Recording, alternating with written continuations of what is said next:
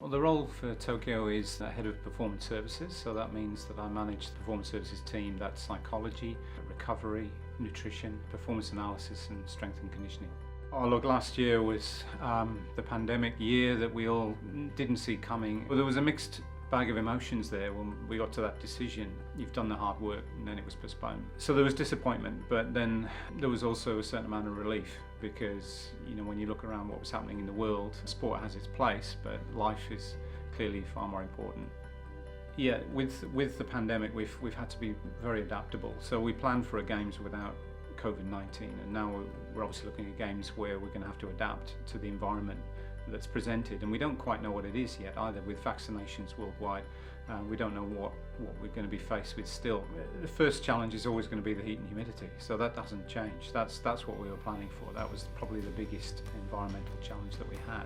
Now we've got operating in a COVID-19 environment, so there's going to be much greater restriction on movement. So leaving the village itself is going to be difficult. So actually a lot of us are going to be based in the village and we won't be travelling out to venues. There's going to be restrictions on PPE, masks, and it's given us a whole range of things to think about. So do the athletes want to go to the dining hall as much as they would normally do? We think not, so we're putting a lot more effort into the catering. Psychology has become something that obviously is always important, but now we're thinking about, well, what happens when the athletes have finished competition and then they go into 2 weeks of quarantine?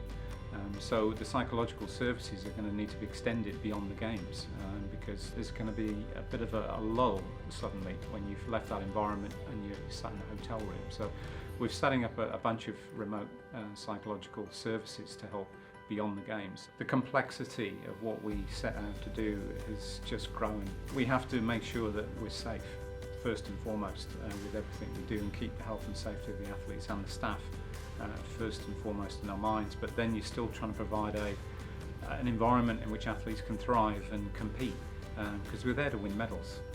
The environment in Japan and the information we're getting from Tokyo changes on a regular basis, so actually to have people close by, very high capability individuals, is terrific. It's helping us to adapt to the environment on a daily basis. We're very fortunate, I think, that we've got so many staff members that will be at the games. I think that will be great for their development, but I think also they'll do a great job for the Australian Olympic team. We're going to have to provide a very high level of service in a very challenging environment, and there's going to be a lot of pride that we'll take away, I think, from delivering that service. We still want the athletes to win medals. We still want a better games than Rio. So that to me is still our primary goal, and that's what the athletes are there to do. However, we do have to take their health and safety and the staff and the officials that are travelling as well into consideration and make that environment as safe as we can. I think the world needs sport, and sport needs the world. So for me, a successful Olympic Games will be just a beacon of light and provide the world with hope that the world's moving back towards a life that we knew before COVID.